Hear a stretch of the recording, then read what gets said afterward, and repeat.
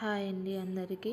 వంట రాని వాళ్ళు కూడా ఎంతో కమ్మగా చేయగలిగే మా రాయలసీమ స్టైల్ చికెన్ పులుసు చేసి చూపిస్తాను, చూసేయండి.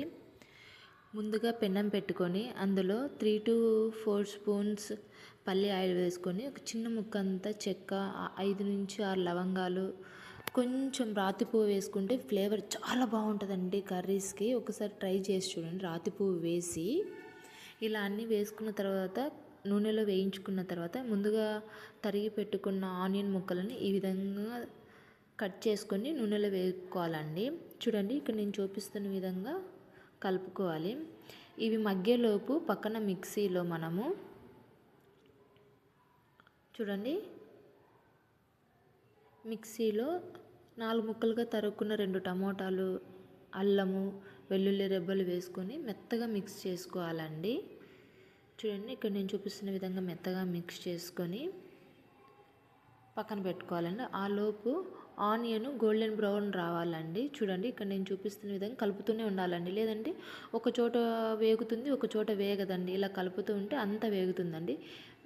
వన్స్ ఈ ఆనియన్ ఇలా వచ్చిన తర్వాత మనము ముందుగా ఉప్పు, పసుపు వేసి నీట్గా కడిగి పెట్టుకున్న చికెన్ ఉంటుంది కదండి, ఆ చికెన్ ఇందులో వేసుకొని కలుపుకోవాలి. చూడండి, నీసువాసన రాకుండా ఉండాలంటే ఉప్పు, పసుపు వేసి కడగండి. ఒకసారి చూడండి, అసలు నీసువాసన అనేది రాదు చికెన్కి.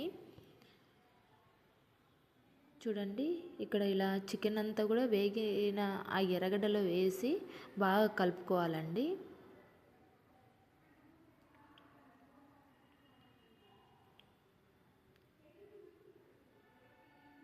చూడండి, ఇక్కడ నేను చూపిస్తున్న విధంగా బాగా కలుపుకోండి.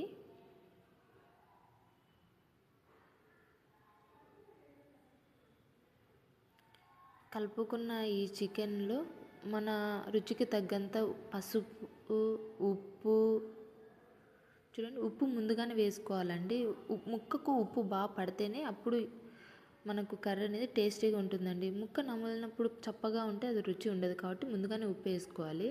తర్వాత ముందుగా మనము మిక్సీకి వేసుకొని రెడీ చేసి పెట్టుకున్న ఆ పేస్ట్ని కూడా ఇందులో వేసేసుకొని కలుపుకొని కొంచెం ఒక రెమ్మంతా కరివేపాకు వేసుకొని అన్నిటిని కలుపుకోవాలండి. చూడండి, ఇక్కడ నేను చూపిస్తున్న విధంగా కలుపుకోవాలండి. అన్నిటికీ ఉప్పు, పసుపు, టొమాటో, అల్లం వెల్లుల్లి పేస్ట్ పట్టేలా కలుపుకొని ఇలా మూత పెట్టుకోవాలండి. 10 నిమిషాల తర్వాత తీస్తే మీడియం ఫ్లేమ్లోనే పెట్టుకోవాలండి. ఇలా నీరు ఊరివే ఉంటుందండి. చూడండి, ఇక్కడ నేను చూపిస్తున్న విధంగా కలుపుకోవాలండి. నీరు అనేది ఇలా ఊరి ఉంటుంది ముక్కలో నుంచి. ఇలా ఊరిన ఈ నీటిలో 2 స్పూన్స్